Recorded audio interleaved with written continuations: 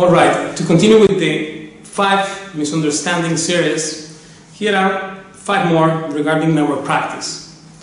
The number 1 is that by repeating it, I will be able to do it one day.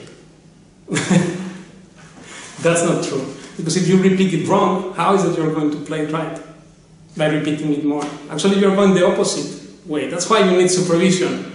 Because when you do there and you are not knowing even that this is wrong, then if you repeat 5 times something wrong, the 6th time you're going to play it, you're prone to do it wrong again. So this is the second nature thing. Therefore, that's why in Skype, in our method, we repeat 0 mistakes. I make sure you don't do mistakes because I check what you are doing and you are learning and assimilating the outcome of the class, of the lesson right there. And therefore you practice that, therefore you advance because you practice right. So by repeating things, I maybe go worse than better. That's number 1. Then the number 2 is that the bad habits can only be eliminated. And in fact, no, you should replace the bad habit with the good habit. Because it's not to get rid of the bad habit, really. You just replace that for the good one. Same posture, suppose I have fallen position, or I repeat or drag with one finger, I repeat fingers in picado, then how I will not eliminate that, what I will do is replace that for awareness, for the proper awareness that I should repeat. Not, and then therefore I will be very careful to alternate always index middle, that I don't repeat. To do that, you cannot do it also alone. You need to do under supervision, and then you make sure that this is not happening, therefore you replace the bad habit with the right one. This is the thing, not eliminate the bad or quit the bad habit, but just replace that habit for the right habit, the habit of studying properly, of practicing properly, of knowing and taking care more of how to do it, which is more important because it's about you rather than what to do. What to practice is not important, but how you will practice it, that's what it will give you success. Then the misunderstanding number 3 is that any length of nails on the right hand and even left hand, but right also. I spoke about left hand length as well. I think nobody has explained this. I did explain that in one video. I will post in the description all the relevant links. But on right hand, just any length of strings of nails are not compatible with every technique. Because in Sabica's times, before Paco, people played much of nail golpe. And now we use more flesh.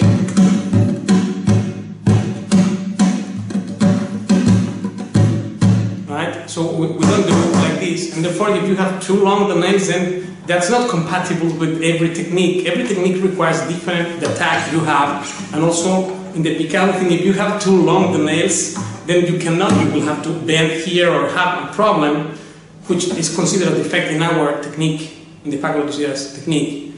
And maybe for others it's okay, right? Or maybe you play fast like that with the wrong thing, but this is very a special topic about the length of the nails, but nails in every style are different. Therefore, those who want to adjust, want to change or take the modern technique, then you have to lessen the length gradually, to have it at the same length of the flesh, not going besides that or over, right? Too long is not good. That's what I mean. Also the thumb should not be long because then I don't have control. How it's handled, it matters all that.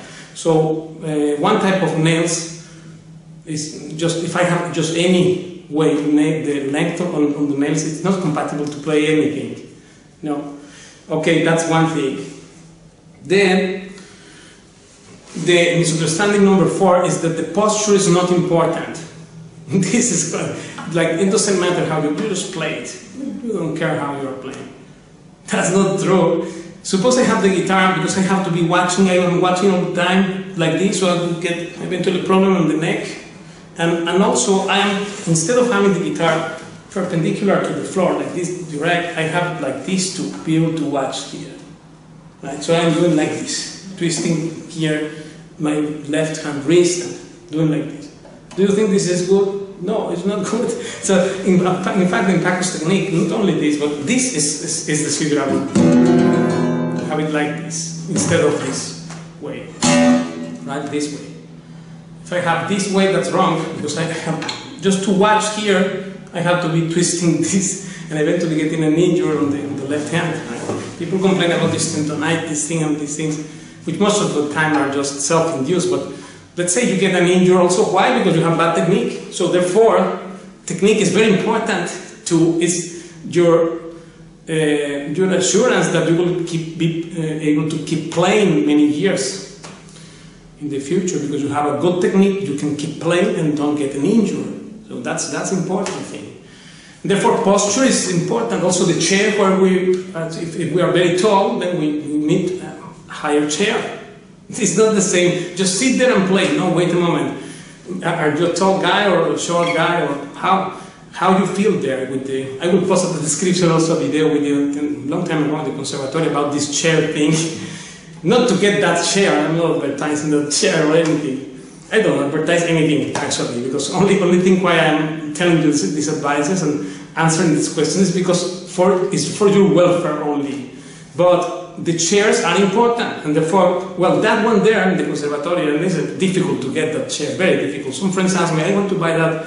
I don't know where they sell it, but this is a chair that is adjustable, the levels, and it's interesting because children may play there also, and also very tall people, like you adjust it. So it's like the piano chair, you know, the seat of the piano that can be regulated for guitar, something like that.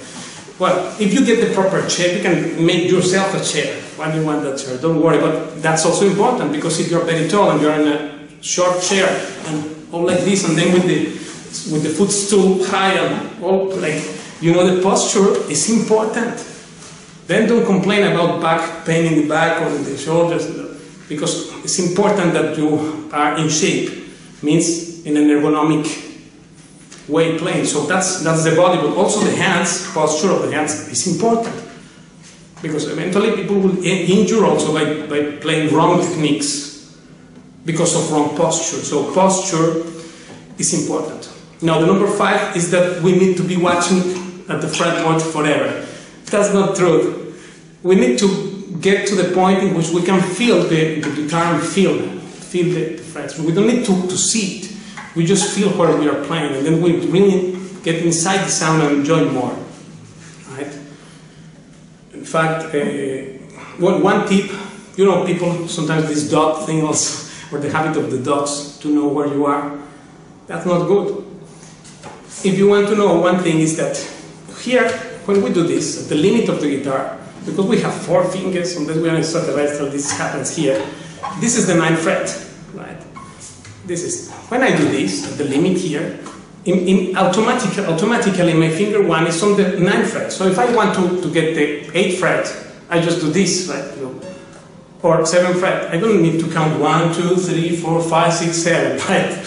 This is often happening. Why? Because of this habit of not feeling. That's why I don't know how to play cutaway guitars. Some people say, well, this is very easy, it's easier for some, the cutaway, you know. But if you give this to me, I am old dog, and old dogs does not learn new tricks. I need to feel here this thing, like, you know, for me and for Paco, we don't need the cutaway thing.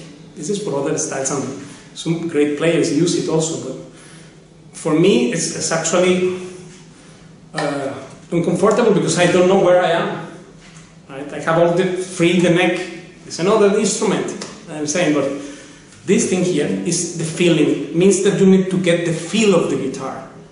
How you feel it's more important. Watching is not, this is not a visual art, it's a ear art, right? Sound art.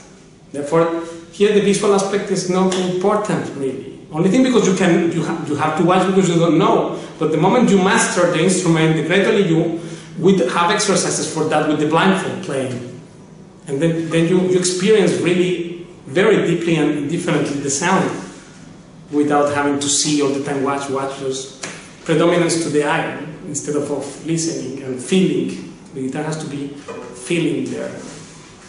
Like one time I asked Paco that, how can you play in this song like in the upper side of the guitar and you are great here, and you close the eyes and can play anything here up in the fourth position right here.